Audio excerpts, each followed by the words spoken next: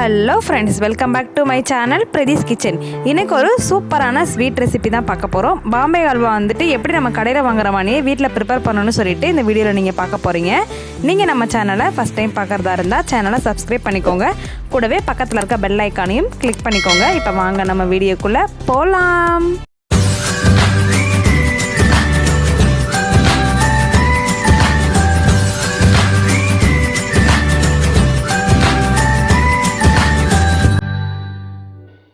Hi friends, ஃபஸ்ட்டே பாம்பே ஹல்வா பண்ணுறதுக்காக நான் இந்த கப்பில் வந்துட்டு மெஷர் பண்ணியிருக்கேன். இந்த கப்பில் வந்துட்டு ஒரு கப் அளவுக்கு நான் இன்றைக்கி கார்ன்ஃப்ளவர் மாவு எடுத்திருக்கேன்.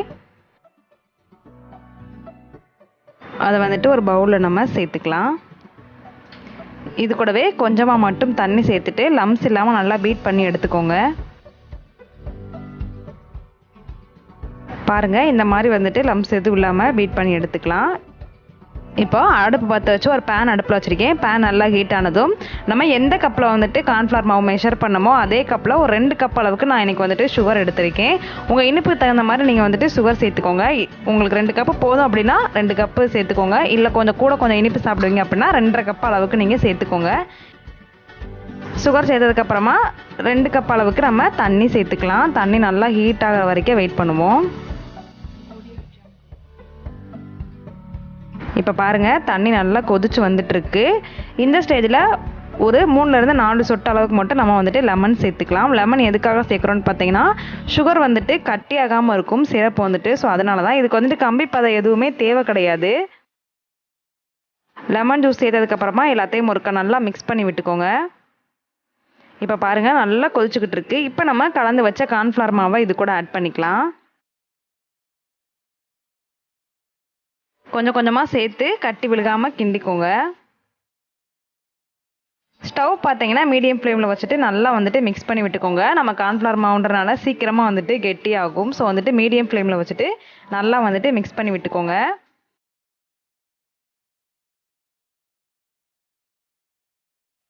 பாருங்கள், எவ்வளோ வலுவலுன்னு சூப்பராக இருக்குன்னு பாருங்கள் பார்க்கவே.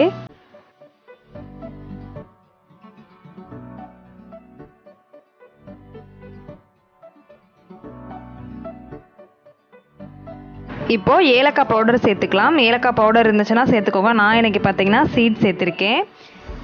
ஏலக்காய் சீட் சேர்த்ததுக்கப்புறமா எல்லாத்தையும் ஒருக்கா நல்லா மிக்ஸ் பண்ணி விட்டுக்கோங்க.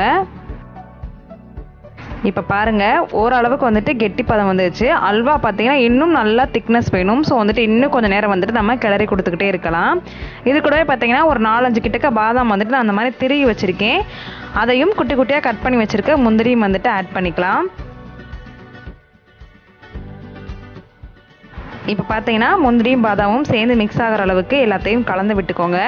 அல்வா பொறுத்த வரைக்குமே நிறைய முந்திரி சேர்த்து அல்வா பண்ணோம் அப்படின்னா அதோட டேஸ்ட்டே பார்த்தீங்கன்னா சூப்பராக இருக்கும்.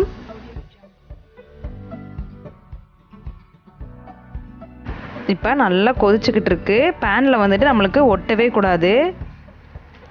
அந்த பதம் வர வரைக்கும் நம்ம வந்துட்டு கிளறி கொடுத்துக்கிட்டே இருக்கணும். இப்போ பார்த்தீங்கன்னா ஒரு 2 டேபிள் ஸ்பூன் அளவுக்கு நெய் ஆட் பண்ணிக்கலாம்.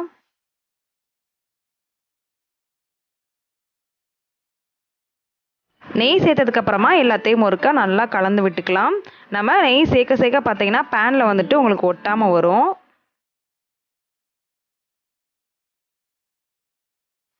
அஞ்சு நிமிஷத்துக்கு ஒருக்க பார்த்தீங்கன்னா நல்லா வந்துட்டு நெய் மிக்ஸ் பண்ணிக்கோங்க. நெய் சேர்க்குறப்பவே பார்த்தீங்கன்னா அந்த ஸ்மெல் வந்துட்டு சூப்பராக வரும் உங்களுக்கு. நெய், இந்த முந்திரி, இந்த பாதாம் கூட பார்த்தீங்கன்னா நல்லாயிருக்கும். இப்போ லாஸ்ட்டாக பார்த்தீங்கன்னா கொஞ்சமாக மட்டும் நம்ம ஃபுட் கலர் வந்துட்டு ஆட் பண்ணியிருக்கோம். ஃபுட் கலர் சேர்த்துட்டு எல்லாத்தையும் ஒருக்கா நல்லா கலந்து விட்டுக்கோங்க. நான் வந்துட்டு இன்றைக்கி ரெட் கலர் ஃபுட் கலர் தான் எடுத்திருக்கேன். நீங்கள் எல்லோ கலர் கூட எடுத்துக்கோங்க, நல்லா தான் இருக்கும்.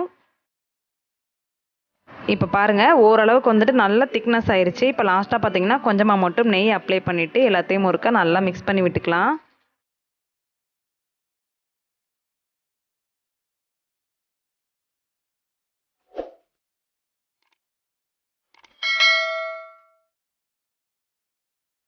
இப்போ பாருங்கள், சுட சுட அல்வா வந்துட்டு சூப்பராக ரெடி ஆகிக்கிட்டு இருக்கு. பேனில் வந்துட்டு கொஞ்சம் கூட ஒட்டவே இல்லை.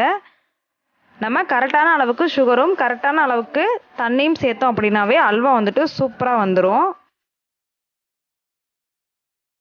இப்போ பாருங்கள், ஒட்டவே இல்லை. இந்த ஸ்டேஜில் வந்துட்டு நம்ம ஸ்டவ் ஆஃப் பண்ணிக்கலாம்.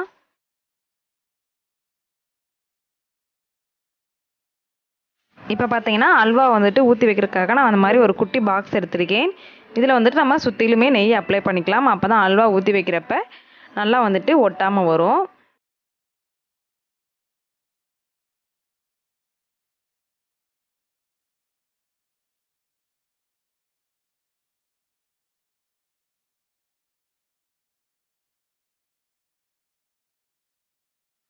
இது கூடவே பார்த்தீங்கன்னா நம்ம நட்ஸையும் வந்துட்டு மேலாப்பில் ஆட் பண்ணிக்கலாம். நட்ஸு பார்த்தீங்கன்னா உங்களோட ஆப்ஷனல் தான். எவ்வளோ தேவைப்படுதோ அவ்வளோ மட்டும் சேர்த்துக்கோங்க.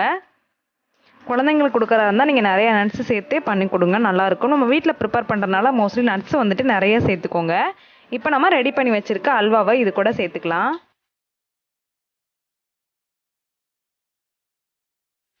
இப்போ பாருங்கள், மேலாப்பிலையும் பாதாம் முந்திரியுமே நான் ஆட் பண்ணியிருக்கேன். சேர்த்ததுக்கப்புறமா ஒரு 2 வாட்டி வந்துட்டு டேப் பண்ணி விட்டுட்டு நம்ம இதை வந்துட்டு ஒரு 15லேருந்து 20 மினிட்ஸ் வரைக்கும் அப்படியே வச்சிடலாம். நல்லா ஆறுனதுக்கப்புறம் பார்த்தீங்கன்னா அல்வா வந்துட்டு பீஸ் போட சூப்பராக இருக்கும். இப்போ பார்த்தீங்கன்னா கிட்டத்தட்ட ஒரு 20 நிமிஷம் ஆயிடுச்சு. அல்வாவுமே பார்த்தீங்கன்னா நல்லா செட் ஆயிருச்சு. இதை வந்துட்டு ஒரு பிளேட்டில் வந்துட்டு நம்ம மாற்றி எடுத்து வச்சுக்கலாம்.